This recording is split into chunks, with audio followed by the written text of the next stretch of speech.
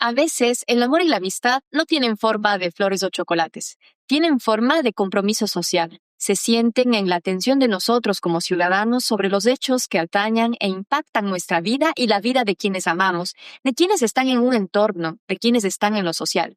Es por eso que hoy les invito a hacer una pequeña pausa a los festejos para estar informados, porque aquí empieza este resumen con lo más destacado de la semana y tiene corte el viernes 13 de febrero de 2026.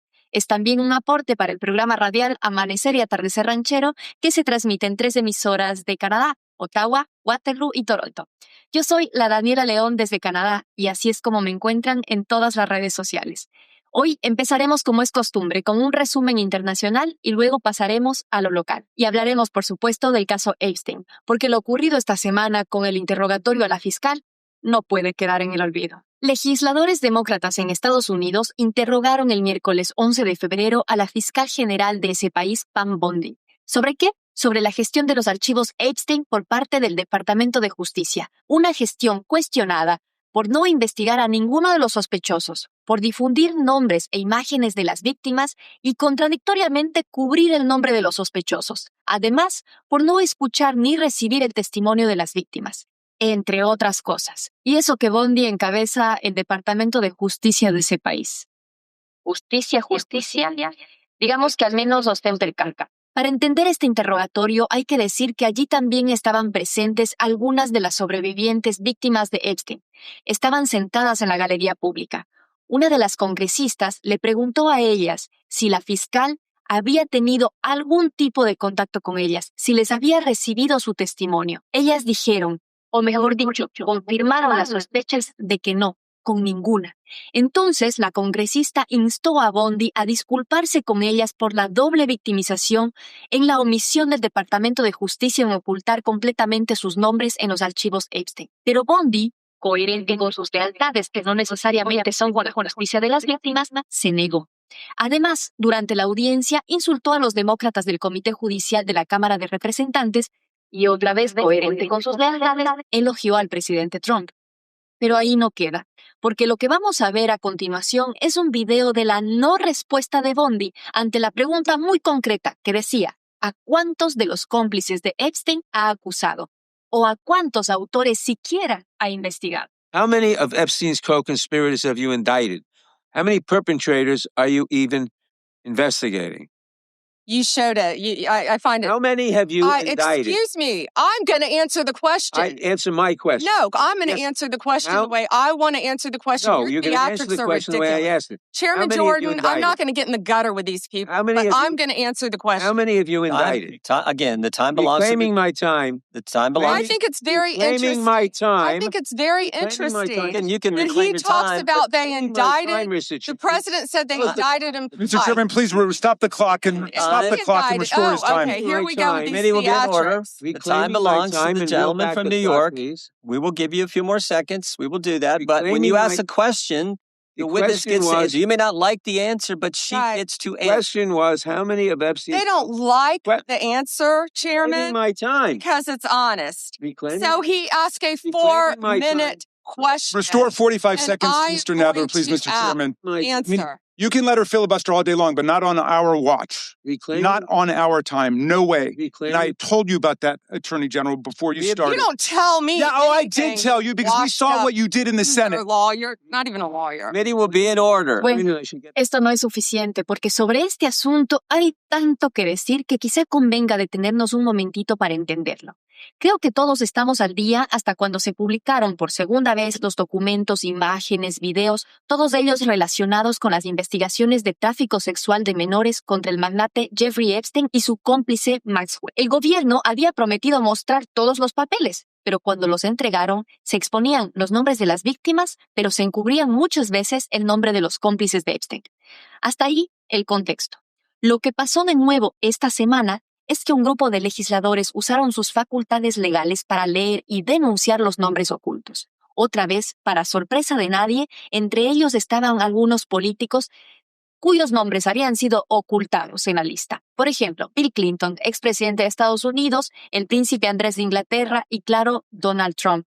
Como él es el actual presidente de Estados Unidos, por supuesto que esto fue lo más explosivo. Ustedes dirán, pero si ya se sabía que él estaba allí. Sí, ajá.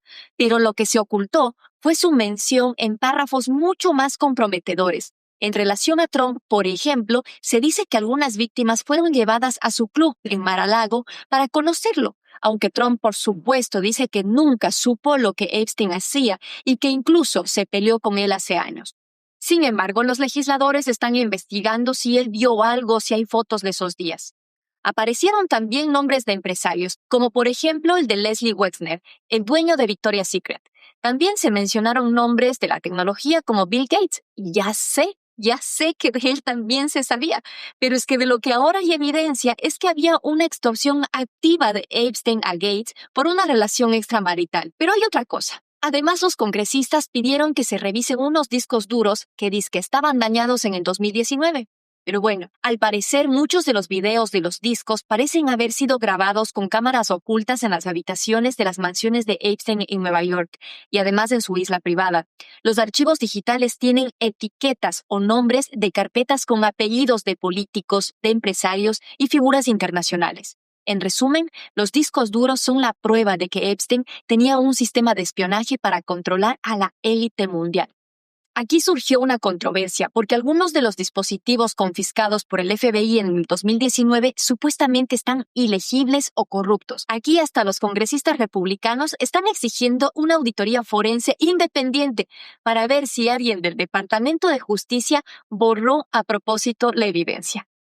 Recuerden ustedes que esto no hubiese aparecido si los legisladores demócratas no hubiesen presionado y usado su facultad extraordinaria de revisar los archivos. Es en este contexto que se interrogó a la fiscal Van Bondi. Pero también conviene recordar quién es ella. La califican como la abogada más leal del presidente Trump. Antes de ser fiscal general, puesta por Trump, por supuesto, fue fiscal general de Florida. Eso hasta el 2019. Una fiscal de carrera, más de 20 años de carrera. Pero también fue abogada de Trump. Es famosa porque siempre ha defendido a Trump en sus juicios y es de su círculo más íntimo. Su lealtad no solo es una etiqueta, ella fue parte del equipo legal de Trump en su primer impeachment. Pero hubo otra cosa más.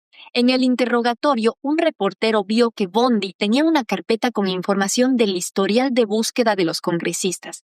Así que, además de todo, la están acusando de espiar a los investigadores para saber qué nombres están encontrando en los archivos. Además, aquí falta una pieza clave y es Maxwell, la cómplice de Epstein.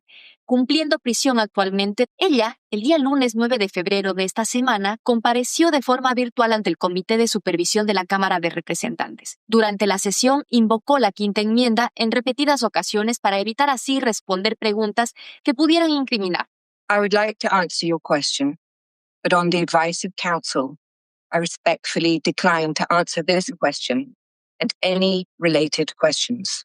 Pero después de eso, a través de su abogado, Maxwell envió un mensaje directo a Donald Trump. ¿Y saben qué decía? Que ella está dispuesta a testificar que ni Trump ni Bill Clinton cometieron delitos relacionados con Epstein si el presidente le otorga un indulto o clemencia para reducir su condena de 20 años. Pero, pues ella necesita jugar a varios bandos y así que tiene otra jugada bajo la manga.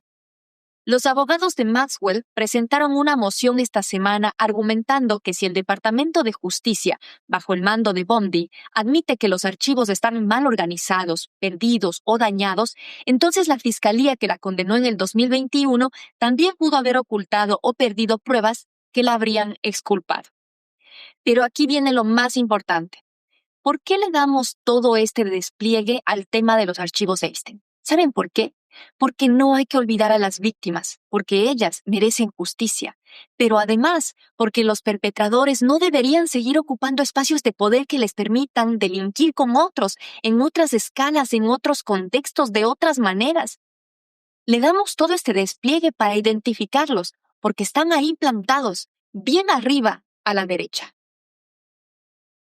Otro tema que hemos estado dando seguimiento. Las cosas en Cuba no deberían estar en la situación en la que están. Y no lo digo yo. Con sus propias palabras, a su manera, lo expresa, por ejemplo, la Oficina del Alto Comisionado de las Naciones Unidas para los Derechos Humanos. Ellos expresaron el viernes su preocupación por el deterioro de la crisis socioeconómica en Cuba y su impacto en los derechos fundamentales. La portavoz Marta Hurtado advirtió que la escasez de combustible está poniendo en riesgo servicios esenciales en todo el país. Pero el bloqueo sigue más fuerte que nunca y la isla es cada vez más isla. ¿Cómo reaccionaron entonces los demás países ante esta difícil situación en Cuba? México, por ejemplo, ha enviado ayuda humanitaria, pero ha suspendido los envíos de petróleo crudo o combustibles mientras negocia con Estados Unidos para no recibir sus represalias arancelarias prometidas por Trump en contra de cualquier país que le venda petróleo a Cuba. Sheinbaum, la presidenta de México, calificó estas sanciones de injustas, pero aún así no ha enviado el petróleo. Sin embargo, el día jueves envió 2 buques con ayuda humanitaria, alimentos y medicina. ¿Para qué? Para darle un alivio a la crisis sin violar directamente el bloqueo energético. Mientras tanto, el mismo jueves, la embajada rusa en La Habana confirmó que está preparando el envío de petróleo y derivados de calidad, ayuda humanitaria también, al gobierno de Cuba. El gobierno ruso calificó de inaceptable la presión económica sobre la isla y afirmó estar en contacto constante con el gobierno cubano para finalizar los detalles del transporte. Sin embargo, hay quienes advierten que estos barcos tendrían que navegar por aguas con una fuerte presencia naval estadounidense. Se preguntarán entonces, ¿y qué pasa con China? Por su parte, China se mantiene en una postura de respaldo diplomático. Incluso prometió esta semana que ayudará a Cuba de la mejor manera posible. Uso palabras textuales de ellos. Esto ante la crisis energética, pero no han sido claros respecto al tema del petróleo. Recordemos que, por otra parte, Venezuela solía ser un aliado estratégico para Cuba, pero suspendió sus envíos de petróleo, después de lo que todos ya sabemos, porque Estados Unidos es quien ha tomado el timón de las negociaciones petroleras en Venezuela. Sobre este tema estaremos ampliando información la siguiente semana. En otras noticias, la administración de Donald Trump y Tom Homan anunciaron este día jueves 12 de febrero que la operación antimigrantes conocida como Operación Metro Search concluirá en Minnesota. La operación, iniciada en diciembre del año pasado, implicó el despliegue de 3,000 agentes federales realizando redadas en toda la región de Minneapolis y St. Paul, que provocaron protestas generalizadas en todo el país. Durante la operación, más de 4,000 personas fueron detenidas y agentes dispararon a 3 individuos, 2 de ellos con heridas mortales, lo que generó gran indignación. El gobernador de Minnesota, Tim Walz, calificó la reducción como un optimismo cauteloso porque advirtió sobre todo del daño duradero a las comunidades. De todas maneras, esto no puede ser un cantar victoria porque la retirada de los agentes apenas es parcial y las políticas migratorias de Trump continúan. La siguiente nota va en relación al tema anterior y la vamos a contar de manera breve. En el Capitolio, los senadores no lograron avanzar el jueves a un proyecto de ley que tendría que haber financiado hasta septiembre al Departamento de Seguridad Nacional. ¿Por qué es importante? ¿Por qué se relaciona? Porque de este depende el ICE. Esto concluyó en un decreto de cierre parcial del gobierno que empezará este día viernes a medianoche. La verdad me da muchísima lástima que yo quisiera que sea un espacio de noticias internacionales, constantemente esté metido a Estados Unidos, pero es que al parecer cualquier batalla externa, cualquier enemigo interno o externo, le es útil al presidente de Estados Unidos para que no se hable o no se mencione su nombre en los casos en los que él no quiere. Lo digo porque tiene otro frente abierto y ahora es del que vamos a hablar, Irán. El presidente Donald Trump sostuvo este miércoles una extensa conversación en la Casa Blanca con el primer ministro de Israel, Netanyahu. ¿En qué estaba centrada esa reunión? Pues en las negociaciones en curso sobre el programa nuclear de Irán. Trump manifestó su intención de alcanzar un entendimiento con Teherán respecto a la actividad nuclear. Irán sostiene que su programa tiene fines exclusivamente civiles y pacíficos, mientras que Estados Unidos e Israel aseguran que busca desarrollar armamento nuclear. En semanas recientes, Trump ha reiterado advertencias sobre posibles acciones militares contra Irán tras la presión que imponen las protestas antigubernamentales en ese país que dejaron ya miles de víctimas. De acuerdo con reportes del Pentágono, se evalúa un envío de un segundo grupo de ataque de portaaviones a Medio Oriente. Esta es una señal de mayor presión hacia la región, dicen ellos, pero las autoridades iraníes advirtieron este día jueves que eso será interpretado como un paso definitivo hacia la guerra. Insisten en que están abiertos al diálogo, pero que no permitirán imposiciones ni negociaciones sobre sus programas de misiles. El analista de Medio Oriente, Mouin Rabbani, citado y entrevistado en el medio Democracy Now!, dijo que lo que Netanyahu pretende con la visita es inyectar píldoras venenosas en las negociaciones para garantizar que el fracaso fracasen y de ese modo preparar el escenario para un nuevo conflicto armado con Irán. Vamos ahora con lo local. Y lo siento porque ni siquiera aquí nos vamos a librar de Estados Unidos. Es que el día miércoles de esta semana, el Congreso de Estados Unidos votó en contra de una ley que permitía imponer aranceles a Canadá. Esa ley se puso en febrero del año pasado y lo hizo el presidente Trump. Dijo que Canadá había fracasado en su estrategia para abordar el tráfico transfronterizo de fentanilo, y esa fue la excusa. Con eso, Trump pudo imponerle aranceles del 35% a productos canadienses que no estaban contemplados en el acuerdo comercial trinacional del CUSMA. La Cámara de Representantes de Estados Unidos aprobó entonces una resolución para anular esa base legal con la que se impuso los aranceles. Y la verdad es que había ahí una buena noticia. La votación ganó con 219 votos a favor y 211 en contra. Y es más, 6 legisladores republicanos votaron para que se elimine esa ley. Pero ¿saben por qué se dice que esta es una votación simbólica? Porque aunque el Congreso sí puede revisar este tipo de leyes de emergencia y, digamos, le pasa su aprobación al Senado, digamos que el Senado también lo aprueba, aún así, esas leyes llegan al escritorio del presidente Trump y él tiene el poder de vetar las resoluciones. Podría entonces, si llegase a su escritorio, mantener los aranceles de manera vigente. Por eso es que se dice que en lo práctico no significa nada. Sin embargo, es un revés político que deja expuestas algunas cosas. Durante el debate, demócratas señalaron que Canadá no es ninguna amenaza y que los aranceles elevan los costos para los consumidores.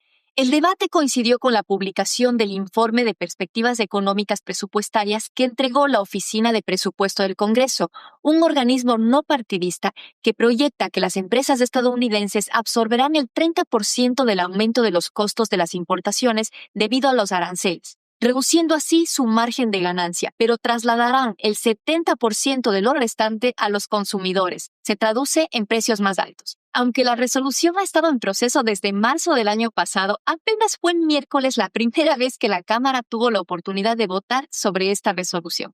Vamos a hablar de la siguiente nota y ya con esto prometo que dejo de hablar del vecino del sur. Vieron que el presidente de Estados Unidos, Donald Trump, dijo que no va a permitir la apertura del puente Gordie Howe hasta ser compensado por todo lo que ha dado Estados Unidos para ese puente. Bueno, eso pasó el día lunes, pero luego el primer ministro Mark Carney habló con Trump. Luego de esa conversación, Carney calificó como que es un asunto que se resolverá. Bueno, lloverá y veremos, como dicen, pero ¿qué necesitamos saber de este puente? El puente internacional une Windsor con Detroit, es decir, une a Canadá y a Estados Unidos. Entonces, era importante para el primer ministro de Canadá aclarar que Canadá fue quien pagó los $4,000 millones que costó la obra. Aunque el puente es de propiedad binacional, Canadá y el estado de Michigan comparten la propiedad, eso según un acuerdo que se firmó en el año 2012. Aunque Estados Unidos no aportó dinero para la construcción, la idea era que compartan la pertenencia del puente. Sin embargo, Canadá, por supuesto, iba a recuperar esa inversión a través de los peajes, y solo después de recuperar esos costos, Michigan podría recibir el 50% de los ingresos netos que se proyectaba daría el puente. El proyecto ha tenido un fuerte impacto económico en Estados Unidos. Más de 12,600 empleados en Michigan, el uso de acero y la mano de obra para ambos países. Esto contradice la afirmación de Trump de que no hubo contenido estadounidense en ese puente. Pero miren, detrás de la controversia hay mucho contexto político. La escalada de tensiones binacionales, las negociaciones del TEMEC o del CUSMA. Y otro detallito, existe otro puente entre Windsor y Detroit. Este puente se llama Ambassador Bridge. Es un puente que no es público, es privado y le pertenece a una familia, la familia Burrón, una familia muy influyente de Estados Unidos. El nuevo cruce les quitaría tráfico y, por supuesto, eso se traduce en que les quitaría dinero, mucho dinero. En el Parlamento canadiense se vivió una escena muy poco común. Un diputado conservador por New Brunswick, Mike Dawson, fue abucheado por sus propios colegas tras anunciar que no quiere recibir un aumento salarial automático que entraría en vigor en abril. Dawson pidió formalmente a la administración de la Cámara de los Comunes que congele su sueldo, pero la respuesta fue clara. Por ley, los incrementos se aplican automáticamente a todos los miembros del Parlamento. El ajuste que intenta rechazar ronda los $10,000 al año. Sus palabras fueron: es francamente desagradable que los parlamentarios reciban un aumento mientras los trabajadores y las trabajadoras de este país no han visto uno decente en décadas. Eso escribió el legislador. La discusión abrió una pregunta inevitable. ¿Cuánto gana un diputado en Canadá? Bueno, la respuesta es que actualmente el salario base de un parlamentario es de $209,800 anuales. Si se traduce a una jornada de 40 horas semanales, equivale más o menos a $100 por hora. En contraste, por ejemplo, en Ontario, el salario mínimo a inicios de 2026 es de $17.75 la hora. Es decir, que un parlamentario gana casi 6 veces más que un trabajador con salario mínimo. Mientras que un diputado supera los $4,000 semanales, un trabajador a salario mínimo ronda los 710. En el caso de New Brunswick, provincia a la que representa el diputado Mike Dawson, el salario mínimo es aún más bajo que en Ontario. Actualmente se ubica en alrededor de $15.65 por hora, lo que amplía todavía más la brecha frente a los más de $100 por hora que equivale al salario de un parlamentario federal. El 1 de abril, si nada cambia, los parlamentarios van a recibir ese aumento automático que significa alrededor del 4%. Eso llevaría su salario anual a más de $218,000. Mientras tanto, el salario mínimo en Ontario subirá a $18 por hora recién en octubre, una diferencia que ha puesto el foco no solamente en el sueldo de los políticos, sino en la brecha salarial que divide a quienes legislan y a quienes trabajan por un ingreso mínimo. El gobierno de Ontario anunció un cambio que impactará directamente en el bolsillo de miles de estudiantes. A partir del otoño de 2026, las universidades y colleges públicos podrán aumentar sus matrículas hasta 2% anual durante los próximos 3 años. Al mismo tiempo, se reducirá la proporción de ayuda no reembolsable que ofrece el programa de la provincia para la asistencia estudiantil postsecundaria. Actualmente, a través de la OSAD, Programa de Asistencia para Estudiantes de Ontario, un alumno podía recibir hasta 85% de ayuda en subvenciones, es decir, dinero que no se tenía que devolver.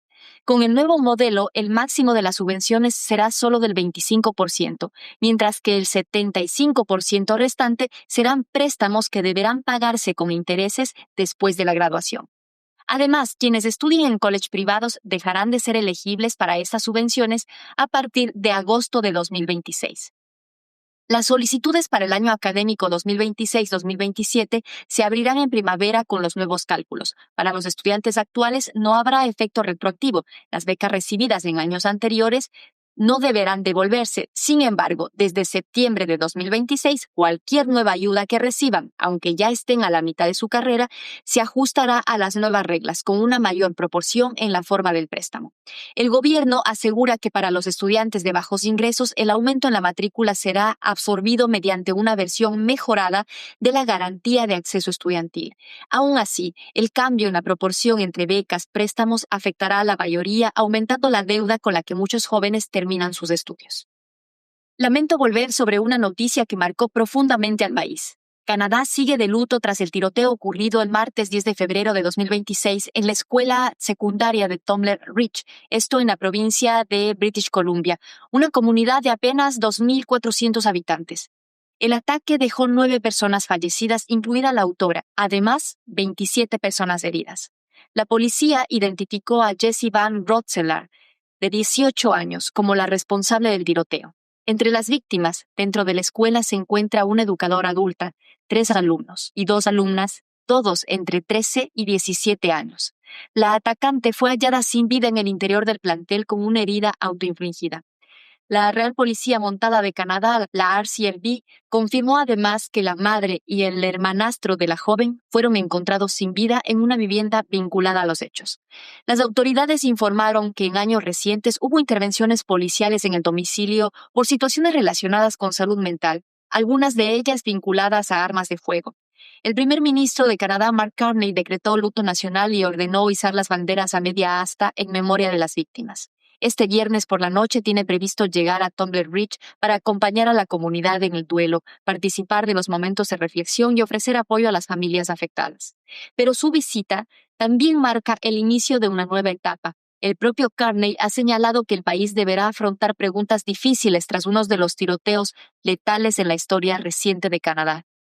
En el debate público ya han surgido reacciones políticas diversas, mientras especialistas y autoridades piden basar cualquier discusión en hechos verificados y no en especulaciones. En la historia moderna del país, tragedias como la de École Polytechnique en 1989, el ataque en Dawson College en Montreal en 2006 o los hechos ocurridos en Nova Scotia en 2020 han derivado en reformas a las leyes de control de armas. Ahora nuevamente el país enfrenta el desafío de acompañar a una comunidad devastada, atender a los heridos y decidir cuáles serán los próximos pasos para intentar evitar que una tragedia así vuelva a repetirse. Toronto se prepara para una movilización masiva este día sábado en apoyo a Irán. La manifestación comenzará en una concentración en Yonge Street al sur de Steeles Avenue y avanzará hacia el sur hasta North York Boulevard, en el sector de North York. El Toronto Police Services ha informado que la asistencia podría superar las 200,000 personas, lo que convertiría a esta marcha en una de las más concurridas de los últimos años en la ciudad.